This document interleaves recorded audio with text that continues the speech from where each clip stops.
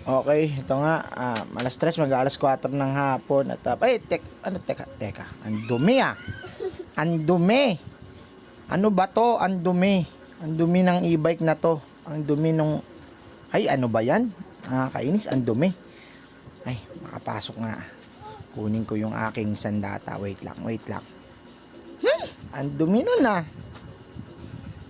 ayun, ito na, kunin ko yung pangmalakasan nating Kawasaki HPW 302. Ayan.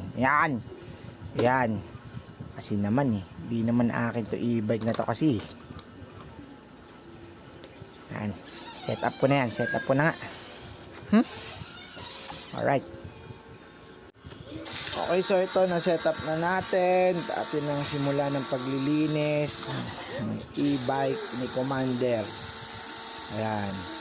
So ito maganda para sa tamad. Itong HPW-302 ng Kawasaki. Talagang mapapabilis yung trabaho mo dito, Gar. Oh, mga boss amo yan, maganda yan. Kaya kung sakaling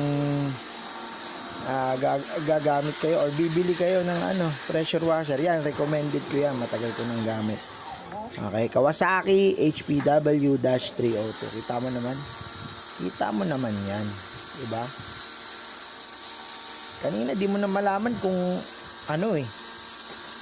e-bike ba talaga o ngayon medyo lumalabas na yung itsura niya. Yan. Alright. Ito nga palang e-bike na to, which is ito ay ang brand neto Hatasu. Yung model niya Haru.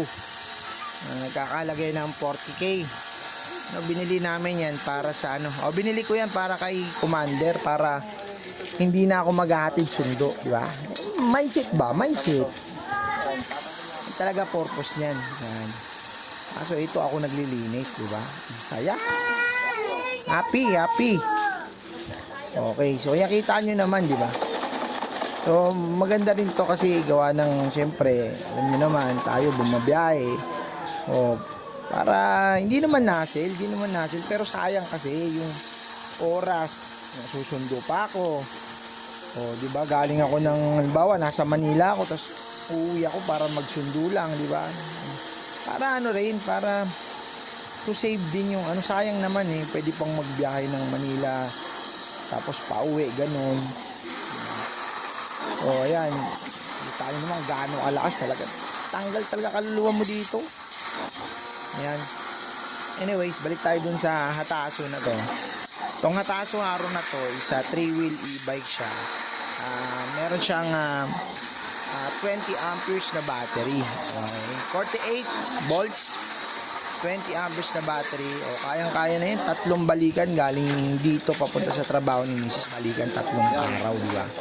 So, goods na goods yan. At kagandahan pa dyan, well-known brand. Maraming kasing iba, katulad ng binili kong Wusu, yung battery na kasama niya puchu-puchu, bilis malobat. So sa naman, sa body, mukhang okay naman to yung Hatasu na to. At pala ito, wag yung hindi to recommended na ganito maglinis sa mga hindi nakakaalam, kasi pwedeng pasukin yung wirings niya, mabasa, magkaroon ng problema yung e-bike nyo. So kailangan pagka professional lang dapat talaga gumagawa nito, guys, professional lang talaga. Yan, kita nyo naman.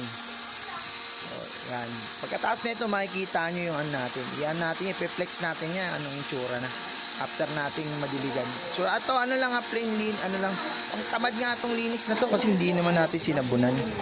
Kita nyo, grabe, hotbad yung dumaan, no? Ayan.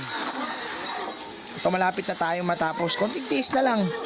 Tapusin mo hanggang dulo para meron kang natututunan sa buhay mo, ha? Yan.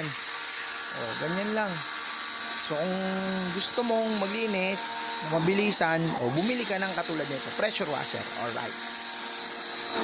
So, ito na nga. Tapos na tayo maglinis. Ayan, yung kaninang kala mo pang junk shop na e-bike dahil sa dumi, ito na. Ayan. Ayan. Kita mo naman. Kumikinang-kinang. Okay? Kumikinang-kinang. So, sana masaya ka na dyan, Commander. Ha? Ako na naglinis niyan para sa'yo. Alright? Alright. Ayan yung gamit natin. Again, yung Kawasaki HPW-302. Patay na yan. Okay?